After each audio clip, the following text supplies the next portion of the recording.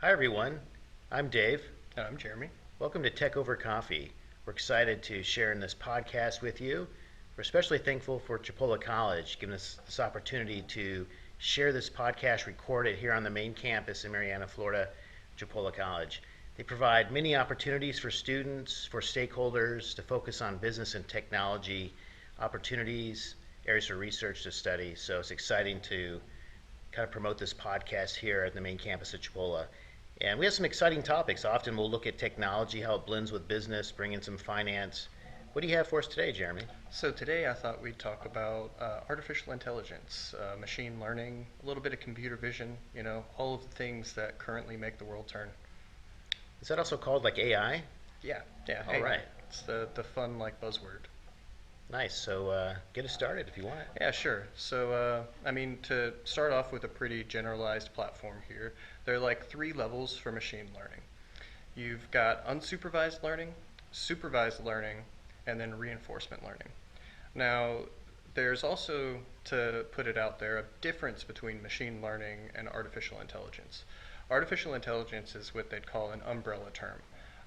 Machine learning programs can be classified as artificial intelligence, but not always, because basically to be called an artificial intelligence, it has to be a program that shows some sort of human idea, like an inference ability or the ability to perform a human-like function. Excellent. And AI, machine learning, is such an important component of technology, important component of research, of many endeavors that we've talked about so far. You talk about expanding neural networks, the background of internet connectivity, talk about space exploration. So machine learning, these key AI steps are important for these disciplines. I had a few years ago a chance to work at the Naval Research Lab and working on some AI research. And there they actually focused on evolutionary algorithms, so the actual mathematics behind the second and third phases that you noted, the unsupervised and then the reinforced, I think you called it. So the ability for this robot to be able to learn to navigate a maze on its own. It was a really clunky, large robot. I mean, think what's happened in the last 5 years. It's amazing what companies have been able to do these days. That's right. And then to have it unsupervised and then to reinforce proper behavior, Right. it actually could learn this big clunky mop bucket looking robot make it through this maze. So it's amazing to think what's ahead of us in the next five Right. years. And that's something that was, capable with just a few cameras and sensors. And in the physical space too. A lot of machine learning is done in a digital space. So you have, banking data, you have financial information, you have health data and research on drugs and all of these different things. You have large amounts of data out there that would be impossible for a human to go through, but you can have a computer that's able to operate thousands and thousands of times faster and able to move through information that would take hundreds of years otherwise. I think of the ultimate with pharmaceuticals of combining a medicine with machine learning, if you will, with the ability for it to learn while it's processing. So to take this medicine, if you will, and for it actually to sense what type of strain you have with some illness and to adjust and to actually take it out live. I mean, that would Mm-hmm. be an amazing accomplishment. Yeah, and currently they're taking these ideas, putting it into computer simulations, running on from either small computers to very, very big computers, depending on the problem. And they're able to simulate and like, okay, what's the combination of this isotope and this thing to create something that does something amazing. And then they take it and then actually perform it in a test, and it works. So, Speaking of entrepreneurs and using technology to improve, thinking of the health benefits, Elon Musk, just in the last week, I think since we held our last Tech Over yeah, Coffee, took a can't circuit. have one without talking about Elon Musk. He's pushing the envelope for sure. So he took a circuit and placed it in a pig's brain Yeah. to actually see that it could process. And he said people that have brain damage, it's actually just electricity. It's same thing as a computer system malfunctioning, and you can actually track and improve where the deficiencies are. So my goodness, that is really pushing the envelope. So you think about this current situation where we have these challenges with COVID, other health um, obstacles, opportunities we're working through, the ability to have someone like an entrepreneur like Elon Musk provide even a larger push to bring in this hardware technology. And if we could then couple that with some machine learning, think Right. of unlimited possibilities to help mankind. Yeah. The main goal there is to get to a generalized artificial intelligence. It's an artificial intelligence that everybody would think of, like kind of what you want Siri to be. You want it to be able to, ask a question and get whatever you want. And there's actually a scientist, a developer out there that's working on something like this. His name is Stephen Wolfram, and he actually has a program and a website called wolframalpha.com. And it's built off of a vast data set from basically anything you can find on the internet, from mapped data to weather services to science information and all of these sorts of things. And it's basically a generalized query where you can go in, ask it a question in human readable terms. It's able to understand and send you back an answer. It's made a massive difference in college homework.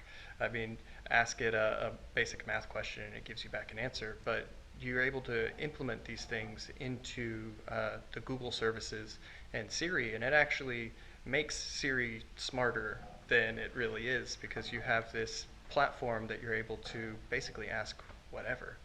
Right, so to have that interaction between a user and the system itself, and if it's a system that has a state-of-the-art technology, yeah, we're just guessing, we haven't opened up the box to see what that gentleman's using for his system, but maybe something like PHP, where we could connect that with a front-end scripting language like Python, and then PHP on the backside is actually grabbing this data from various disparate databases out there based on whatever the subject is. What's amazing is that with machine learning is that you can actually take those databases and compile them into the program itself, so you don't even have to pull from these different databases. It's already built into the artificial intelligence.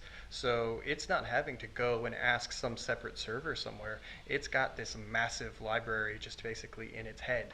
It's this self-composed system that you don't even have to worry about like losing. You could actually download that whole like program and have it run on your phone, and you don't have to have internet access because it could have it all right there. Very much like a person, when someone has ability to process and take in information, once they're exposed to it, they then have that record of it in our mind. Right. So an AI system would have that as well. And that's where you really get into the like different levels here, because it's basically you look at machine learning and artificial intelligence, and we are kind of trying to emulate people and the way that we work. And that's why neural networks and such are really just kind of mappings of the human system, because we are just like biological computers in a way. So if you have a system like Elon Musk's Neuralink, where you can have a chip in your brain that's connected to all sorts of different systems, and then that could be connected to an internet connection, and you could have access to all of this information whenever you want.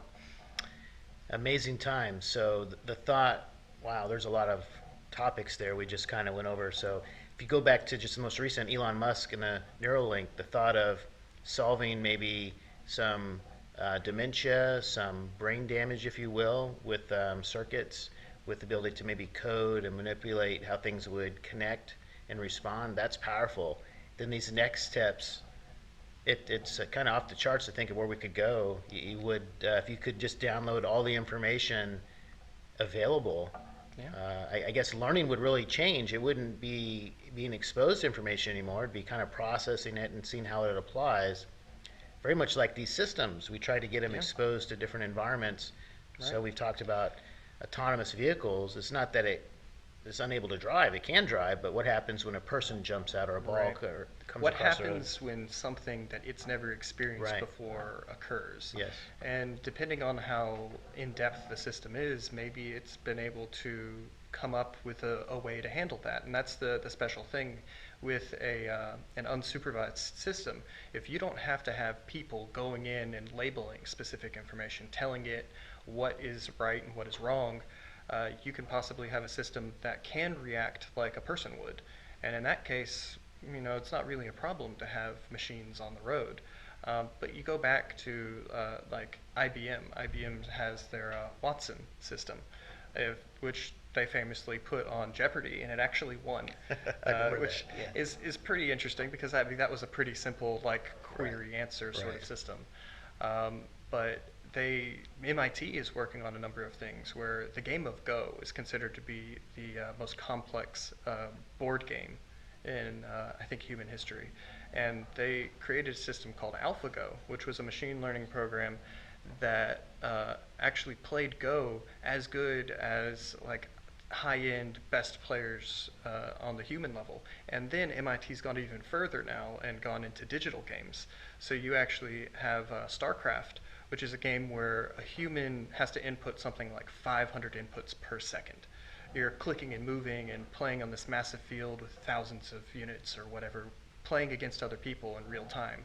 And MIT has made a system called AlphaStar under their DeepMind program, where they've trained it in an unsupervised and then reinforcement scenario where they've created these different AIs and they force them to play against each other, and the best one wins and it moves on and it trains the next one, and they're training against each other in a way that they've been able to play for millions of hours because they basically put these games into a very fast state on the computers, run them faster than a human ever could, and they've put those AIs up against real players, and then they learn from that and become even better. So that actually gives a possibility for people to be able to train against these systems.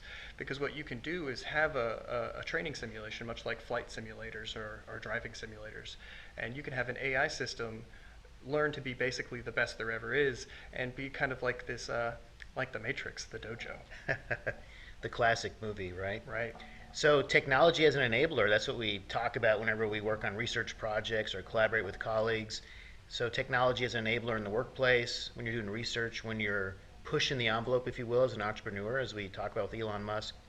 So there are a couple of important points, Jeremy. So the thought of systems themselves kind of using that capitalist environment of competing, Yeah. and the winner is actually going to be the one that we focus on.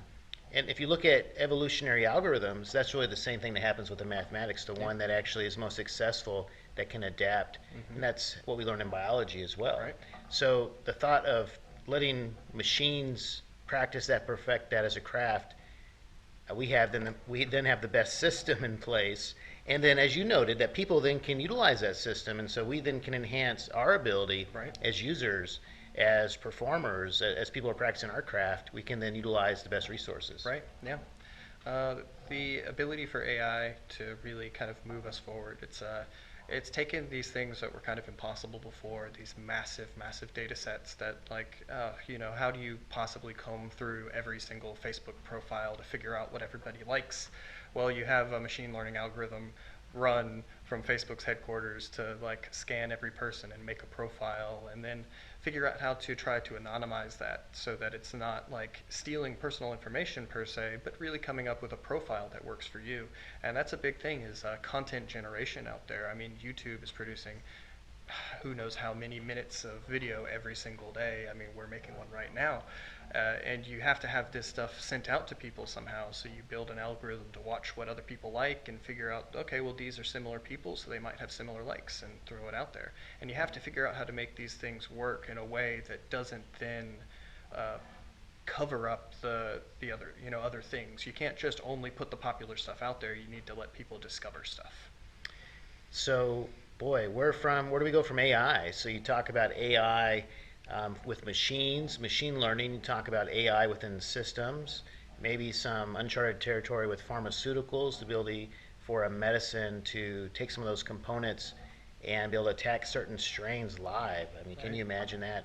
So we can learn from these challenges we're experiencing in life, in the marketplace, as citizens, as entrepreneurs, as professionals, as human beings. We can actually benefit from these technologies. What's amazing is that by using computers and the way that they function is different from the way that we do, and that they're able to perform at vastly superior speeds. So it's almost like a time dilation effect, where for a human researcher to go through that stuff to like test every single drug molecule against this disease, it would never really happen. But they can take this data that we have from thousands of different people, feed it into a system, and it can produce information that would have taken hundreds of years and days.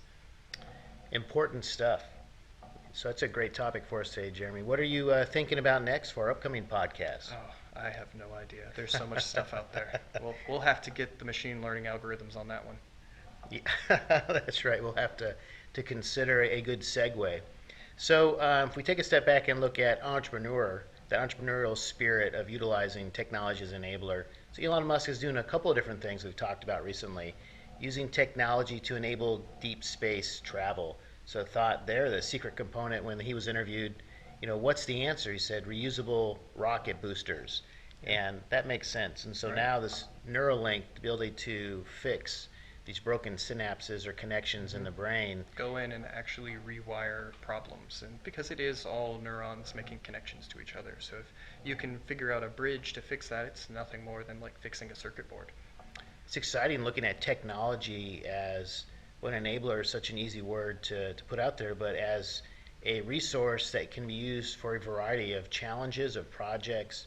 Really is becoming the framework of the modern workplace, the marketplace, how we live our daily life. So the thought of looking at technology each week is a beneficial process, all the way from, we talked about pharmaceuticals to autonomous vehicles to space, this AI machine learning. That's some exciting stuff. That may be a topic for us to follow up on Oh yeah, soon. we definitely should. There's a deep dive here where it affects so many different things because it is this kind of new technology that's coming up and is really innovating so many different spaces. And just as we just witnessed during our podcast itself, we thought in my case, of a really popular technology of connecting a scripting language like Python with a back end powerful tool like PHP in grabbing information, but with machine learning AI, as we just witnessed during our conversation, once these systems are exposed to it, we don't need to use even state-of-the-art technology. There are even better ways, Yeah. So it's always good to look at projects and problems to say, what are some other solutions that might exist that technology could help us with that we haven't considered? Because it's always funny that the level of innovation that happens is that you don't always figure out the easiest solution first. Sometimes you figure out the hard way, and then from there you can dive down and figure out a better way to do it. That's exactly, not to get into that here as we're ending, but Moore's Law really led to that, where you kind of just hit a wall. So you had to utilize some new technology. That could Yeah. be a good topic for us next week. It's interesting. Some people consider Moore's law is dead, and others are like, no, man, it's living stronger than ever. Right, in just a different form and a different arena. There's always new innovations that suddenly remove that roadblock. Well said. Well, Jeremy, thank you again for an exciting Tech Over Coffee podcast. Oh yeah, always fun.